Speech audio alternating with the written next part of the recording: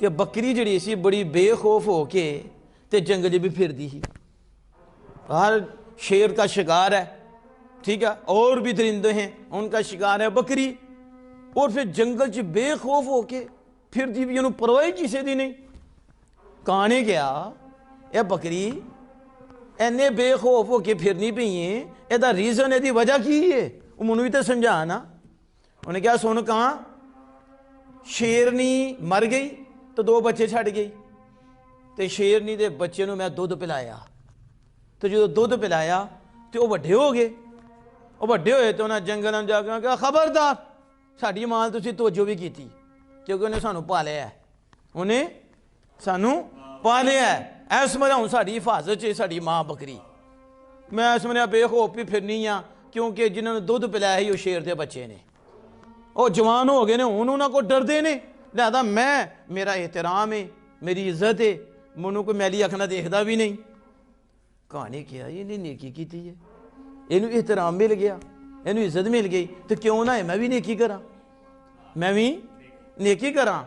उन्हें देखा कि पानी च चूहा डुबदा ही पिया, चूहा डुबदा ही पिया। उन्हें कहा मैं भी नेकी करना, मैनू भी इज्जत मिल जाए, मैनू भी एहतराम मिल जाए। कां ने चूहे ने चुकया, बाहर लिया, पत्थर के उपर रखिया, अपने परां विच सेक दिता उन्होंने। चूहे जो ठंड दूर हुई ना, तो कां उहदे नाल नेकी पिया करदा ही, वो कां नूं अंदरों तो पिया कुतरदा ही। समझ आइए, कां नूं अंदरों पिया कुतरदा ही, वो अपने नेकी दे मगन च सी, मैं नेकी कर रहा, इन्हूं सेक पहुंचदा पिया, बच जाएगा, ठीक है, तो यदि ठंडक दूर हो जाएगी। उन्होंने की पता ही मैं नेकी चूहे ना पे करना, ठीक है। वो चूहा अंदरों उन्होंने पिया की करता ही, टुकदा ही पिया, हत्ता कि उन्हें सारे टुक छड़िया कां नूं, तो कां अपनी नेकी च ही लग्या दा। तो जो खुशक हो गया ना, चूहा नस्या तो बेले में टुर गया। अच्छा, कां तो खुश ही कि मैं नेकी की है, मैं इज्जत भी ली है, मकाम मिला। कां उड्डन लगा तो थले डिग पिया, पारी कट गए।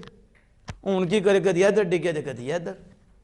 वो बकरी ने मिली, बकरी ने कहा तेनों कां की हो गया, उन्हें क्या नेकी की थी, जब तू मशवरा देता ही, तू मशवरा देता ही, तू क्या कि मैं नेकी की थी शेर दे बच्चों नाल, तो मुझे इज्जत मिली, एहतराम मिला, तेरे मशवरे पर अमल किया, चूहा मेरे पर भी लै गया।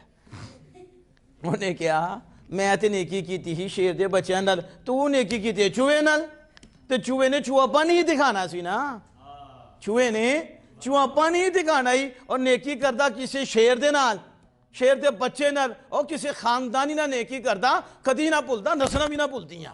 तू चूहे ना कीता, तो जो बद असल ना कीता ही, तो बद असल यही हाल करते हैं। समझ